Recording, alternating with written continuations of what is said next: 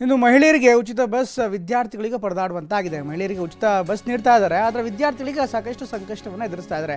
ಹಾವೇರಿ ಜಿಲ್ಲೆಯ ಗ್ರಾಮೀಣ ಭಾಗದಲ್ಲಿ ಬಸ್ಗಳು ತುಂಬ ರಶ್ ಆಗ್ತವೆ. ಯಾಕೆಂದರೆ ಅಫ್ಕೋರ್ಸ್ ಮಹಿಳೆಯರಿಗೆ ಉಚಿತ ಪ್ರಯಾಣ ಇರುವಂಥ ಹೆಚ್ಚಿನ ಸಂಖ್ಯೆಯಲ್ಲಿ ಬರ್ತಾರೆ. ಆದರೆ ವಿದ್ಯಾರ್ಥಿಗಳೀಗ ಕಷ್ಟಪಡ್ತಾ ಇದ್ದಾರೆ. ಪ್ರಾಣಕ್ಕಿಟ್ಟು ಆಟೋದಲ್ಲಿ ವಿದ್ಯಾರ್ಥಿಗಳು ಸಂಚಾರವನ್ನು ಮಾಡ್ತಾ ಇದ್ದಾರೆ. ಟಮ್ ಟಾಪ್ ಮೇಲೆ ಕುಳಿತು ಹೋಗ್ತಾ ಇದ್ದಾರೆ. ಯಾಕೆಂದರೆ ಬಸ್ಗಳೇ ಜಾಗ ಸಿಗ್ತಾ ಇಲ್ಲ.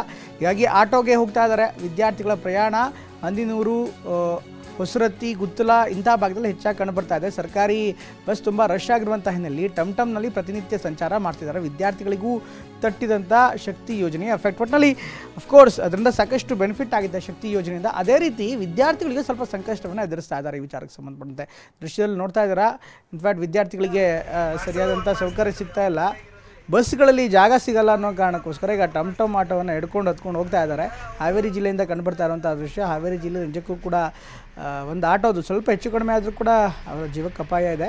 ಹೀಗಾಗಿ ಬಸ್ಸಲ್ಲಿ ಈಗ ಜಾಗ ಸಿಗ್ತಾ ಇಲ್ಲ ಅನ್ನುವಂಥ ಕಾರಣಕ್ಕೋಸ್ಕರ ವಿದ್ಯಾರ್ಥಿಗಳು ಟಮ್ ಬಸ್ ಹತ್ಕೊಂಡು ಫುಟ್ಬೋರ್ಡ್ ಮೇಲೆ ನಿಂತ್ಕೊಂಡು ಕಷ್ಟಪಟ್ಟು ಸಂಚಾರ ಮಾಡುವಂಥ ಪರಿಸ್ಥಿತಿ ನಿರ್ಮಾಣವಾಗಿದೆ.